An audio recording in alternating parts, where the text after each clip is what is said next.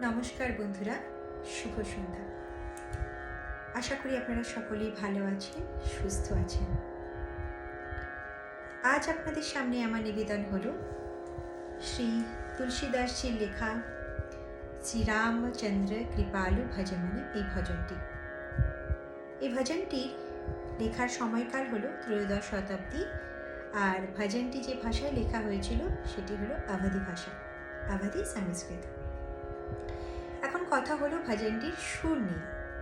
যেহেতু এটি একটি ভজন, তাই বিভিন্ন সময় বিভিন্ন শিল্পীরা তাদের পছন্দের সুরে গাইবার চেষ্টা করেছেন, কিন্তু আজ আমি যেটি বহুল প্রচলিত লতা মঙ্গেশকরজির গাওয়া সুরটি, সেটিতে গানটি গাইবার চেষ্টা করব।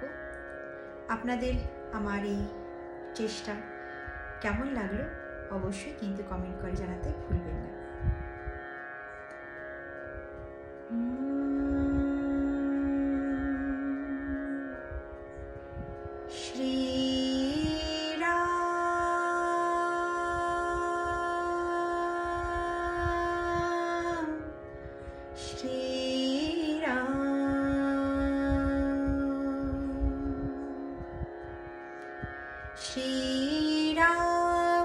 श्रीरामचन्द्र कृपालु भजुमन हरन भवभयदारुणं।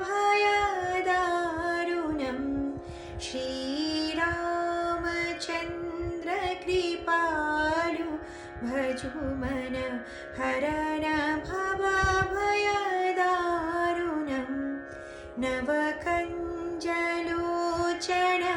कञ्जमुखकर कञ्जपदकञ्जारुणं।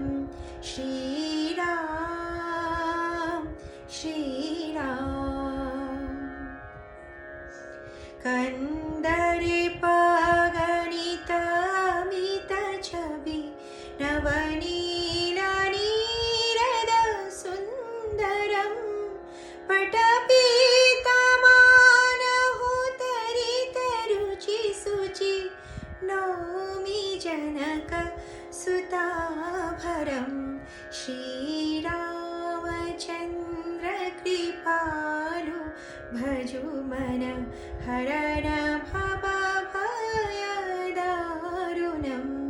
श्रीराम श्रीराम।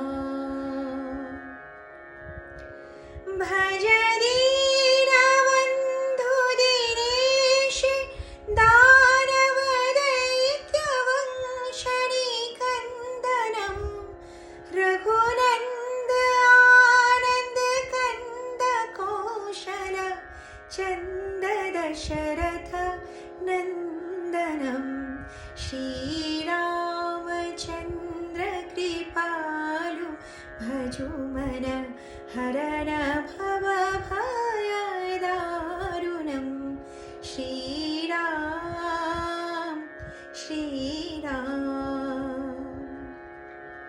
शिरमुकुटकुण्डलतिलकचारु उदाराङ्गविभूषणम्। आजानुभुजशरचापधर संग्रामजितखर दूषणं। श्रीरामचन्द्र कृपालु भजुमन हरन भवभयदारुणं। श्रीराम श्रीराम। इति वदति तुलसीदास शङ्कर शेष मुनिमनरञ्जनं। मम हृदय कुञ्जनिवास कुरु कामादिकलदल गञ्जनं। श्रीरामचन्द्र कृपालु भजुमन हरन भवभयदारुणं। नवकञ्जलोचन कञ्जमुखकर कञ्जपदकञ्जारुणं। श्रीराम